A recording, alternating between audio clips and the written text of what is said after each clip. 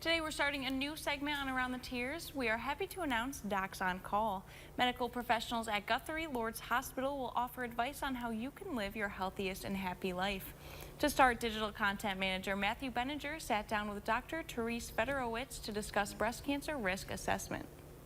Today I'm here with Dr. Therese Fedorowicz, a breast cancer surgeon at Guthrie Lord's Breast Cancer Center. Today we're going to talk about breast cancer, preventative measures, and how people are evaluated at their risk level for it. Doctor, thank you so much for joining me. And thank you for having me. Of course. So my first question is, how do you evaluate someone who is at risk of breast cancer? And can you tell us how family genetics play a role?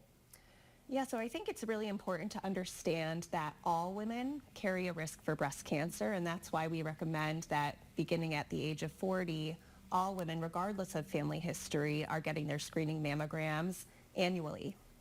But certainly risk isn't created equal, and there are a lot of factors that we consider when understanding a woman's specific risk.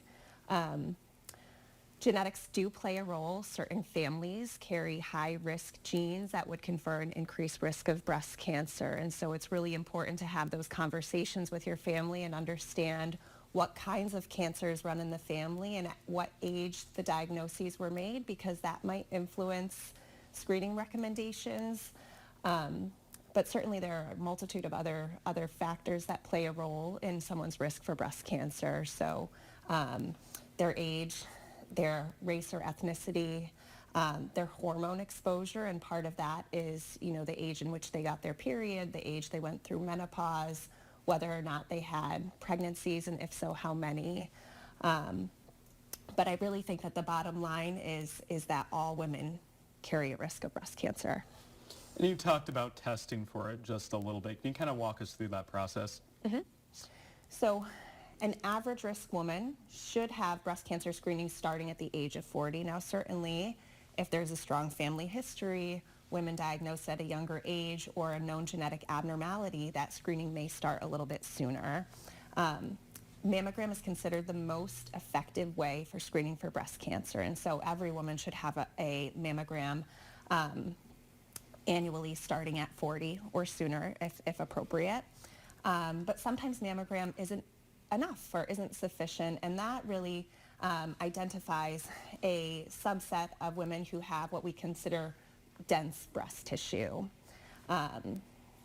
Dense breast tissue on mammogram describes a scenario where there's a lot of kind of glandular breast tissue compared to fatty replaced tissue, and about half the women in the world have dense breast tissue.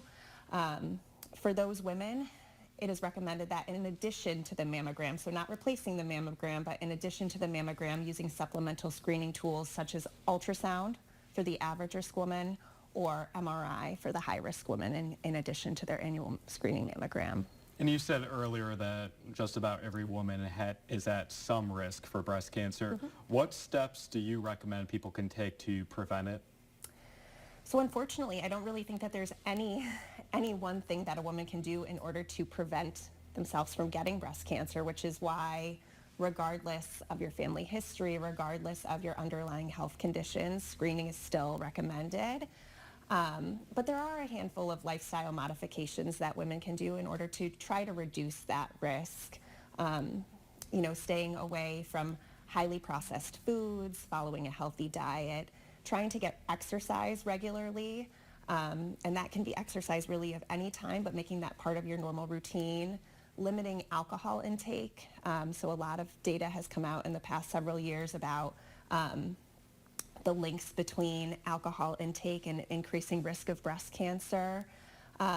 Staying away from smoking, getting outside, getting your vitamin D, eating a balanced diet, all of those things can reduce the risk of breast cancer. And then also avoiding long-term use of any kind of supplemental hormone replacement. Doctor, thank you so much for joining me today. I really appreciate it. Great. Thank you for having me. Of course.